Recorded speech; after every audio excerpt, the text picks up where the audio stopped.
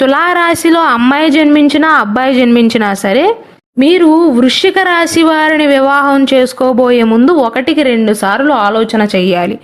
ఎందుకంటే మిగిలిన 11 రాసుల వారితో పోల్చుకున్నట్లయితే వృశ్చిక రాశి వారికి మీకు కేవలం 35% మాత్రమే అనుకూలం, మిగిలిన 65% ప్రతికూలత సూచిస్తుంది. అంటే తులారాశి వారు వృశ్చిక రాశి వారిని చూసి బాగా ఇష్టపడతారండి. ఇద్దరి మధ్య మొదట్లో అట్రాక్షన్ అనేది ఎక్కువగా ఉంటుంది, కానీ క్రమేపీ కాలం గడుస్తున్న కొద్దీ వీరిద్దరి మధ్య కూడా లవ్ అనేది తగ్గుతుంది.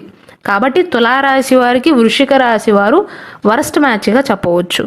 ఒకవేళ తులారాశి వారు వృశ్చిక రాశి వారిని ప్రేమించినా లేదా ఎక్కడైనా మ్యాచ్ కుదిరినా సరే వివాహం చేసుకోబోయే ముందు అమ్మాయి అబ్బాయి ఇద్దరి జాతకాలు క్షుణ్ణంగా పరిశీలించి మాత్రమే తుది నిర్ణయాన్ని తీసుకోవాలి.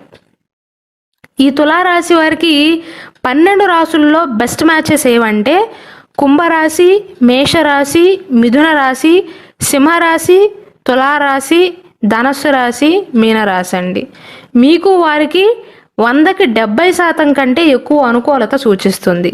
ఎబో యావరేజ్ మ్యాచెస్ ఏమో వృశ్చిక, కన్య, మకర అండి. ఈ 3 రాశుల్లో జన్మించిన వారికి మీకు 50% కంటే ఎక్కువ అనుకూలంగా సూచిస్తుంది. ఆ తర్వాత యావరేజ్ మ్యాచెస్ అయితే కర్కాటక రాశి అండి, 40% కంటే ఎక్కువ అనుకూలత సూచిస్తుంది. కాబట్టి మొత్తం మీద తులారాశి వారికి బెస్ట్ మ్యాచ్ అంటే కుంభ, మేష, మిథున, సింహ, తుల, ధనస్సు రాశి, మీనరాశి వారు.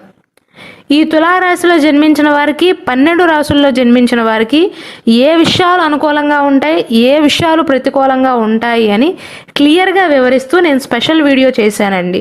కాబట్టి తులారాశి వారి వివాహ పొంతన గురించి మీకు ఫుల్ డీటెయిల్స్ కావాలి అనుకుంటే ఆ వీడియోని వీక్షించండి.